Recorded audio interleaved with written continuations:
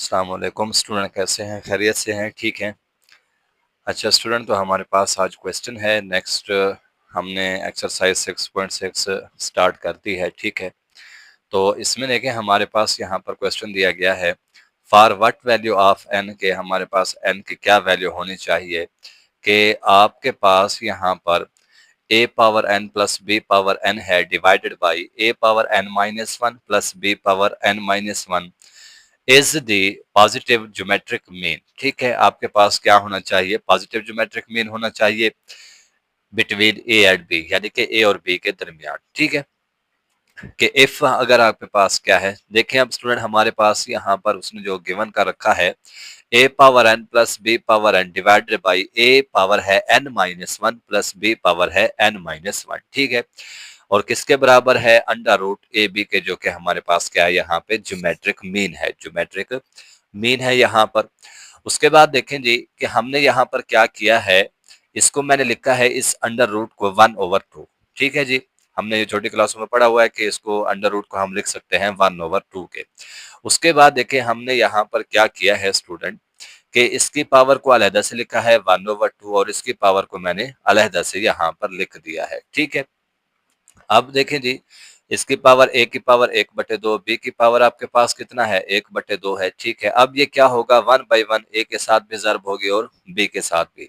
अब ये कहाँ से आया? यहाँ पे देखें स्टूडेंट, ए की power n minus one plus B की पावर n माइनस वन, इधर क्या हो रही थी? पूरी रकम ये डिवाइड हो रही थी, दूसरी साइड पे आई है तो क्या हो गया? यहाँ पे मल्टीप्लाई हो रही है। ठीक है, अब उसके बाद देखें जी कि हमने यहाँ पे क्या किया है, इस a को a के साथ ज़र्ब दी है तो क्या आएगा? a की पावर n माइनस वन पहले से लिखा हुआ है, बेस एक जैसी है तो उनकी पावर्स क्या होंगी? जमा होंगी। ठीक है, उसके बाद b तो वैसे ही आएगा। ठीक है, अब यहाँ पर a वैसे का वैसे लिखा रहेगा और b को b के साथ ज़र्ब करेंगे। ठीक है, क्योंकि वेरिएबल एक जैसे हैं। अब देखें b की पावर n माइनस वन पहले से है और b की पावर 1/2 ये इसकी पावर है। ठीक है, दोनों वेरिएबल्स एक जैसे थे, दोनों की पावर यहाँ पे क्या होगी? जमा होगी।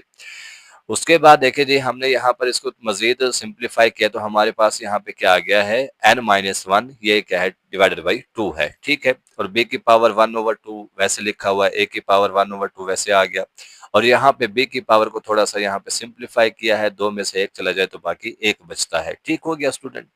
अब नेक्स्ट स्टेप में हमने स्टूडेंट यहाँ पर क्या किया है, इस स्टेप में देखें स्टूडेंट, यहाँ पर हमने a की पावर n माइनस 1/2 इसको एक साइड पे ले लिया है। ठीक है, लेफ्ट हैंड साइड पे, और ये b की पावर n ये दूसरी साइड पे चली गई है। ठीक है, ये हमारे पास इधर चली गई है पावर। ठीक है, पूरी की पूरी वैल्यू यहाँ पे प्लस की थी, इधर आ गई है माइनस की हो गई है। ठीक है, और ये वाली जो पूरी की पूरी वैल्यू है ये आपके पास दूसरी साइड पे आ गई है। ठीक है, जो कि किसकी हो गई है? माइनस की हो गई है। ठीक हो गया स्टूडेंट।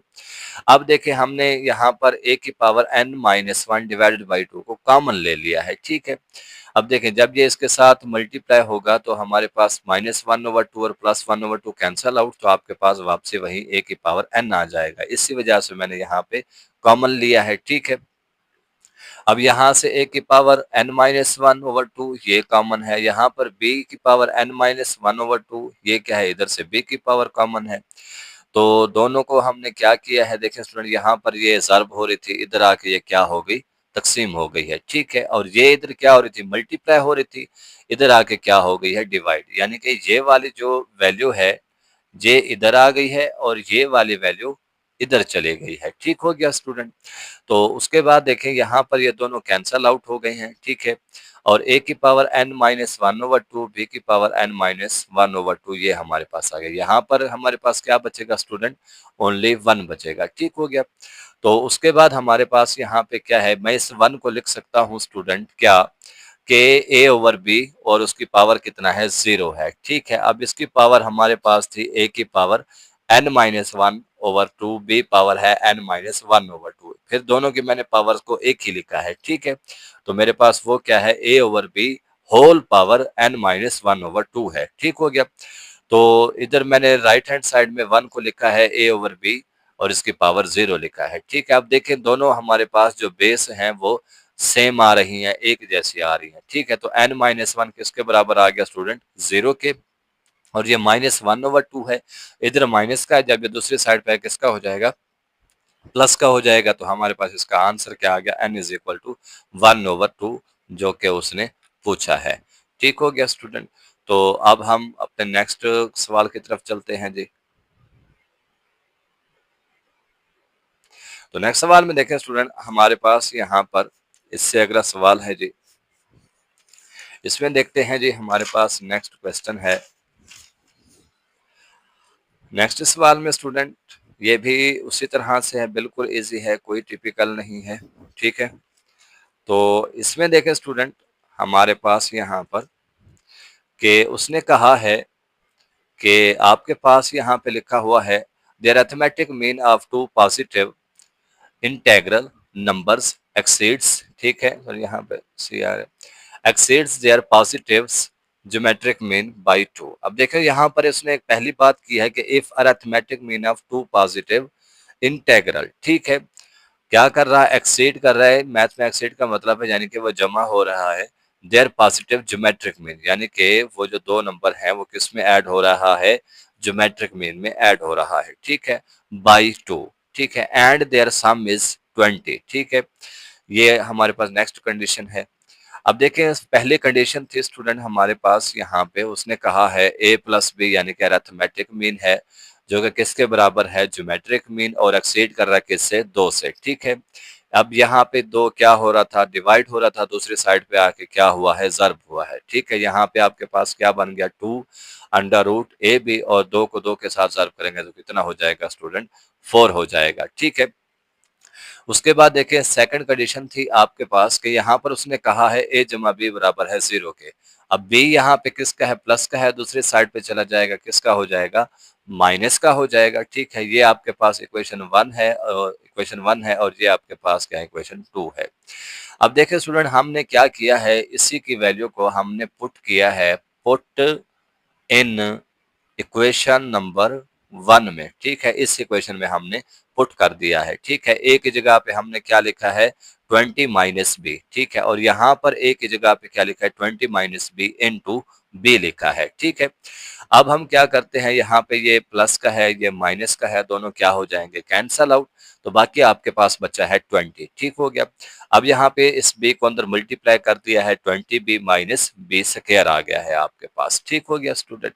तो उसके बाद हमारे पास यहाँ पे क्या आ गया है स्टूडेंट, ये 4 था, दूसरी साइड पे चला जाएगा। ठीक है, तो क्या हो जाएगा, ये माइनस। ठीक है, ये आपके पास दूसरी साइड पे चला जाएगा। ठीक है, 20 में से 4 चला जाए, बाकी बचेंगे 16। ठीक है, और ये वाला 2 इधर मल्टीप्लाई हो रहा है, उधर जाके क्या होगा, डिवाइड होगा। ठीक है जी, तो वहां पर जब डिवाइड होगा तो आपके पास क्या आ जाएगा, ओनली 8 आ जाएगा। ठीक है, और यहाँ पर हमने स्टूडेंट क्या किया है, इधर इसका स्क्वायर लिया दोनों तरफ, 8 का स्क्वायर आपके पास 64, और यहाँ पर जब आप स्क्वायर लेंगे तो ये जजर और स्क्वायर आपस में क्या हो जाएंगे, कैंसल आउट हो जाएंगे। ठीक हो गया।